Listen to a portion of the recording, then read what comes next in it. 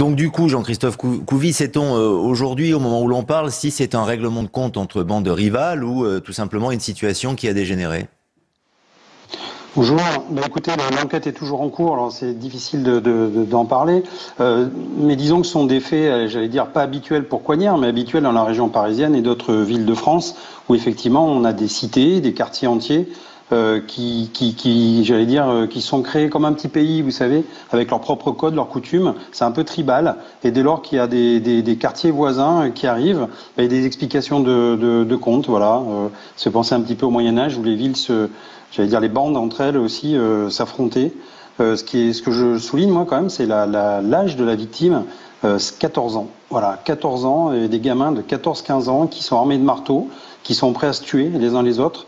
Donc on se rend bien compte, effectivement, qu'on a un gros problème sociétal. Il y a un vide qui est laissé, je pense, dans la tête de ces gamins.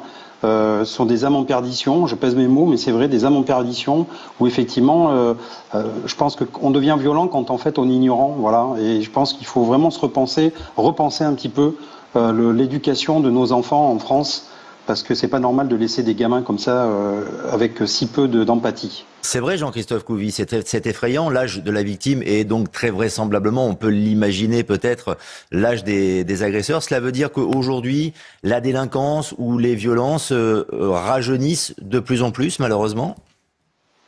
Ah bah oui, c'est un fait, hein. Les magistrats nous le disent, nous policiers on le voit aussi sur le terrain, on a des gamins effectivement qui sont désinhibés, la violence fait partie de leur quotidien.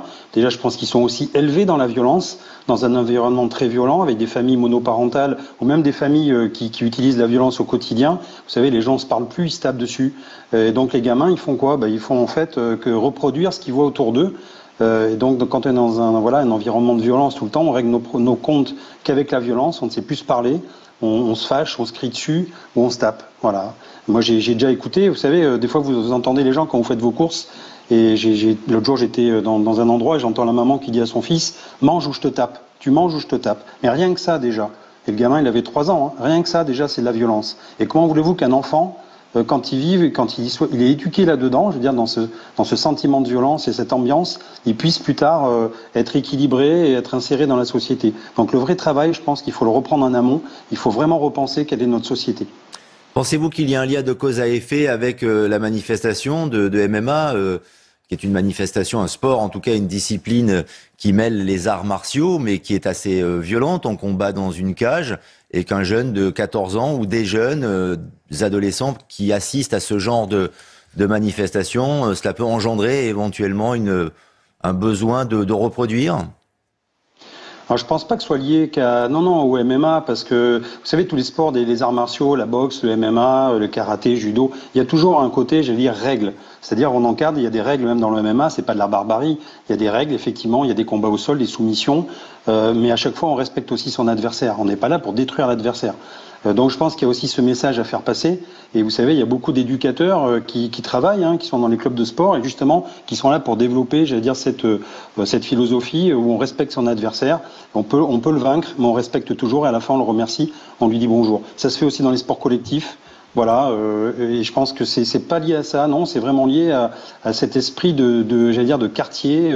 On appartient à un quartier avant d'appartenir à une nation ou un pays, et on est vraiment replié dans son quartier, et on a créé une espèce de frontière virtuelle autour, et tout ce qui rentre dans le quartier est un ennemi potentiel.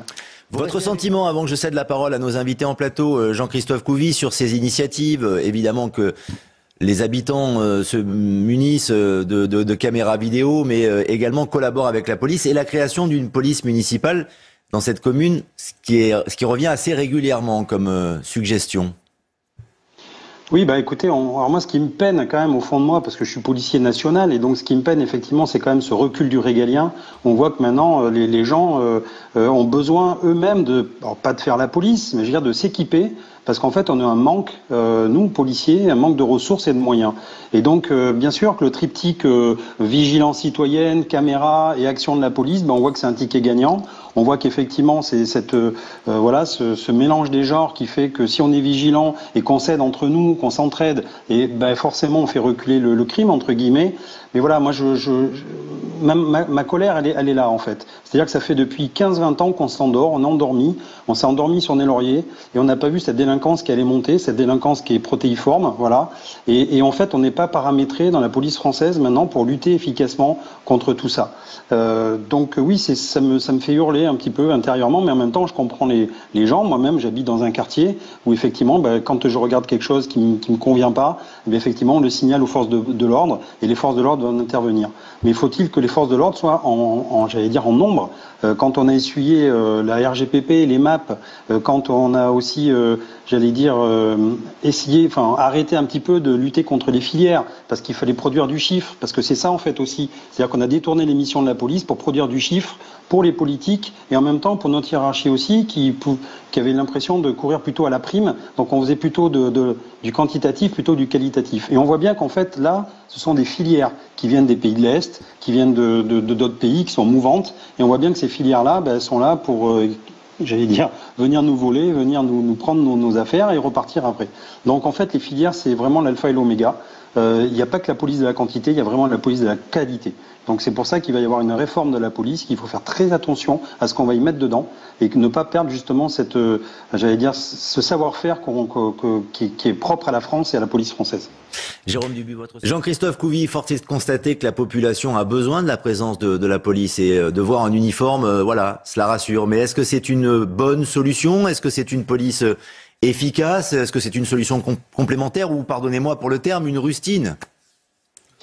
Écoutez, je pense que déjà, c'est une police qui répond à un manque. Encore une fois, c'est un vide. Le vide, la nature est hors du vide. Et donc, vu que la police nationale, et peut-être que la gendarmerie n'a pas le temps d'occuper ses missions, effectivement, donc il faut combler ce vide et les gens ont besoin de proximité. Vous savez, on a l'époque d'Internet, de la communication, mais en fait, le manque de proximité est prégnant. On le voit bien d'ailleurs avec toutes les institutions, il n'y a pas que la police, mais bon, on a besoin de cette proximité, on a besoin de se parler, on a besoin d'écouter et de se parler. En même temps, bien sûr, on voit bien que j'allais dire, le problématique des polices municipales, il faut qu'il y ait des mairies qui soient entre guillemets riches. Et donc les toutes petites communes qui n'ont pas l'argent et qui ne peuvent pas embaucher des policiers municipaux, effectivement, vont faire cause commune et j'allais dire payer des policiers municipaux d'intercommunalité pour pouvoir couvrir une plus grande surface. Mais si on veut réellement lutter, et je reprends ce que disait Madame, contre cette violence, je pense que c'est surtout la certitude de la peine. Et c'est Beccaria qui disait ça au XVIIIe siècle, c'est un philosophe italien, la certitude de la peine. C'est-à-dire que nos enfants, effectivement, les enfants très jeunes, et donc imaginent bien, ils savent d'ailleurs très bien, ils disent papa, maman, et tout de suite c'est juste ou c'est pas juste. Et donc en fait, la certitude de la peine, c'est de dire voilà, quand vous allez recommencer à faire un acte délinquant, vous allez aller en prison. Ils le savent, c'est le deal, c'est le contrat, mais par contre, il faut s'y tenir. Et ça, tout le monde le comprend.